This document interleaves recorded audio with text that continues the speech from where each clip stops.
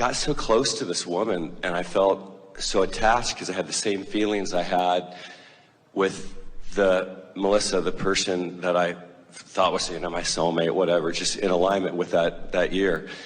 And it was so intense with everything going on in my life that I found myself one night just assuming, I heard you earlier, like I'm really grasping this, just assuming betrayal or assuming trust.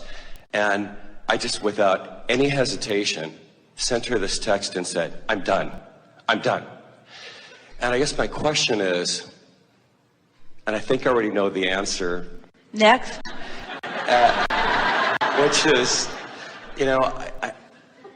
my desire is not to react. And what I'm getting is that, or what I believe I'm getting is that in the vortex, you don't have to judge what is happening now. You are where you are now. And regardless if my part of me is attached to this person, it is what it is. And I'm growing from this situation because my vortex is what I've created up until now. And my job in all of it is just to enjoy and be and learn and not contaminate it with help me. Well, it's easier said than done, isn't it? Because, and the thing is, when you are in the vortex, it is, and I don't like to hurt people. There's like, what happened? When you are inside the vortex, everything is so much clearer. And when you're outside the vortex, everything looks all convoluted and confused. And so you said something as you began visiting with us here that we want to reflect back to you because it was the most significant thing that you said. You said, I felt so connected to this person. I felt so connected. And then, and we wanted to jump in and say, well, what was going on there was that each of you were catalysts or conducive to helping the other one find alignment with who you really are. In other words, what you were really connecting with was your own vortex. What you were connecting with was your own dream of a relationship. What you were connecting with was all that you'd put into the vortex. And so you were catalysts that helped one another connect at times. And for a while, you were really good at that. But it was your connection to your own alignment. It was your own alignment that you were feeling in all of that, you see. And the thing that makes it difficult to stay consistently in the vortex, even though you want to, is that if you forget that the reason that you feel the way you do about someone is because of your connection to your vortex, much more, so much more than it doesn't even count so much more. It's not about who they're being, it's about your relationship with your inner being. Now, that doesn't mean that someone doesn't uplift you to that or evoke that from you or influence that from you, because people who are tuned in, tapped in, turned on, make it easier for you to be tuned in, tapped in, turned on. We were talking about how when you're in the vortex and then it causes a manifestation, which causes you to be in the vortex, which causes a manifestation. When you get on a roll like that, and new in relationships, you often can, because you don't know enough about each other. You don't have a lot of baggage about each other. The newness of your relationship is kind of distracting you from the bad stuff that's gone in, the trust issues that you've had in other relationships. And so it even though it hasn't gone away, it's not so active. But after a while, when the newness is not something that is calling you so much, it's easy to slip back into those old patterns. So what we want to emphasize is that, and your words were perfect, I loved who I was when I was in that relationship. Think about what that means. I was more tuned into who I really am, and I loved that. Well, you just have to make a decision that you're not ever again going to hold anybody else responsible to who you're being. That your alignment with your vortex and with your inner being is not dependent upon the behavior of any other. And when you get that, then you're going to love who you are with whoever you are with. Because we often say to people who want to talk about relationships, you just have to make your relationship with your vortex and your inner being your primary relationship. Right. Almost to the point where you would say to anyone that you're coming to in a new relationship, I love you very much, but you're not my primary interest. And most would recoil and say, then you're not right for me. And then you would say, well, let me continue. I've discovered that the best I can be for you is someone who stays in complete alignment with who I really am, which means I can't make you more important than that alignment. Is that what pushes it away?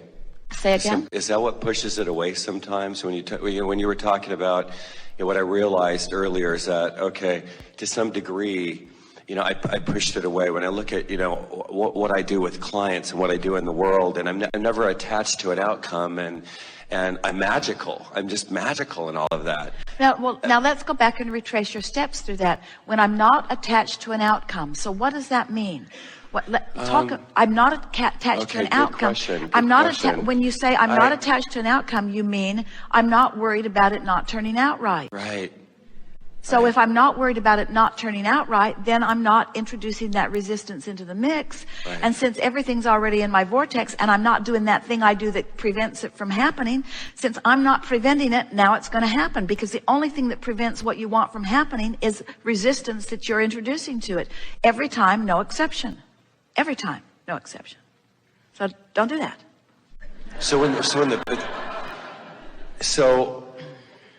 The attachment to the experience I'm having with this person. Use more words. What do you mean? The attachment to the experience. God, is it?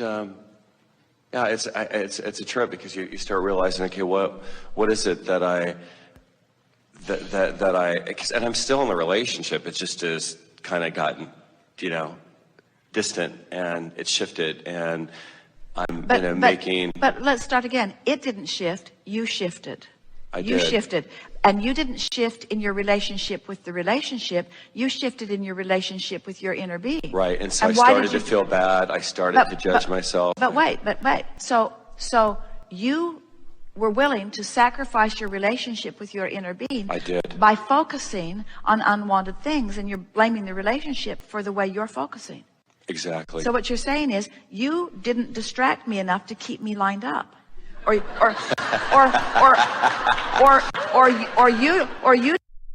didn't behave in enough appropriate ways to keep me lined up. Right. And it's just miserable that I have to do the work. So I'm done. Right. I'm done with you. You're not supporting me in the way I need to be supported, because obviously I can't focus. I can only observe and regurgitate. Right. And, honestly, I can't believe I'm going to say it, but it felt like it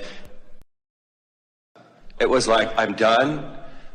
And, I had like this relief, like I couldn't concentrate on anything else. So all of these things that mattered. Here's the thing that's interesting. It always feels really good when you let go of resistance. But we think the thing that's a little misunderstood here is that you and a lot of other people think that in order to let go of the resistance, that you have to let go of the entire relationship. Right. And what we want you to understand is that someone said the other day, I've given up on my dream and I feel better. And we said, no, you don't. Yeah. Because first of all, you cannot give up on your dream. No. Your dream is going to dog you till eternity ends, and that will never be. In other words, your dream is always going to call you. You can't give up on it. So you can't give up on the idea of this ideal relationship. You can't give up on that. You've contributed too much in it. It's become too vivid and too real. And so the relief that you felt was you convinced yourself in a logical way that this relationship wasn't the one, and that pursuing it was keeping you from your dream rather than allowing it. And so what happened is you dumped off some resistance that you thought would make it easier for you to get what you want. But it turns out it's not making it easier, is it? And why do you think that is? Why do you think that you've had a harder time since then? In other words, we're not trying to say to you that this is the person. We're just saying to you that this is the person who leads to the person who leads to the person who leads to the person that is the person. Or this is the person who leads to the person, or this is the person. In other words, we're not saying that it's not the person or that it is the person. We're just saying you can't get there from there as long as you think that that person has to be different in order to change the way you feel. Because that person doesn't have to be different, and if that person does have to be different, then you're in deep doo-doo. Because you're giving someone else the power over the way you feel. It's like you need to be smarter, or you need to be weller, or you need to be more of a lover. You need to be something different than you are, because I'm only an observer who is reflecting back emotionally what I'm observing. And what bums you out about that is that it's not who you are, because you are a creator. You see? Absolutely right. And you're not just a creator of a relationship. You're the creator of how you feel in the world, of how you feel. You're the creator of you in a relationship. You're the creator of you in your body. You're the creator of you. You're the creator of you in life. You're the creator of you who is the star in the center of every manifestation. That's what, and so you're the creator of you and all of the other people who play the various parts, and every circumstance that you are the creator of what comes out of everyone's mouth. Isn't that interesting? You create what comes out of their mouth because you set the vibrational tone that evokes it. And it's such a slight adjustment for you to make. And that's why we're hitting it head on with you. Yeah. Because almost everybody in the world who is having a relationship is having a feeling response to the relationship. Yes. So for example, if you're with someone who is kind, you feel like you're in a good relationship. If you're with someone who's funny, you feel like you're in a good relationship. If you're with someone who really appreciates your positive aspects, you feel like you're in a good relationship. If you are with someone who brings out the best of you, you feel like you're in a good relationship. But we just want to say, in the midst of all of that, it's somebody else doing more of the work, because they're holding you as their object of attention from inside the vortex, and that's why it feels so good to you. Now, of course, we would prefer that kind of a relationship to you than someone who's seeing you from outside the vortex, who's making you feel defensive and justify everything, but it's still not doing the work.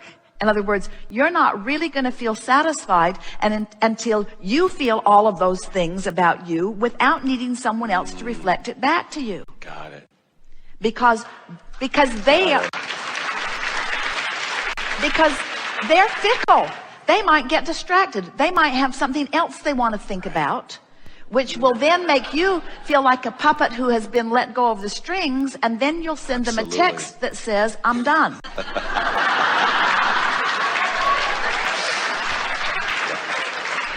Because I need you to hold me as your undivided object of attention, because how I feel really matters to me. I do. And are you saying to us that you like self-sufficiency because there's less to manage? There are fewer moving parts.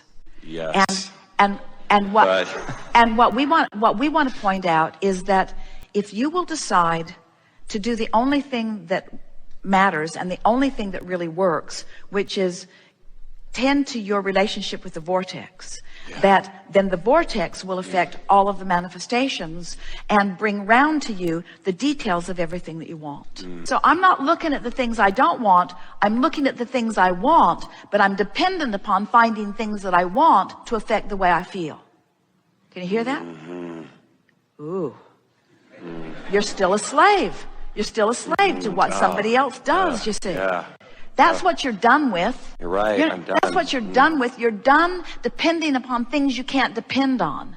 And have decided to start depend upon what you can depend upon. And I know what that is. Which is your relationship with your vortex. You can depend upon feeling good because you know how to focus. And you can depend on feeling good because you want to feel good. And you can depend on your inner being in your vortex because it will never go away. It will never forsake you. It will never betray you. It will always be there, beaming a signal that is undeniable and always findable if you will get anywhere in the vicinity of it. In other words, you always have the ability to feel good no matter what. But you have to, first of all, want to feel good enough to feel for it. And second of all, you have to finally decide it's nobody else's job to behave in any kind of way that will then give me the feedback that I need in order to feel good. And then you're free. Then you're fine.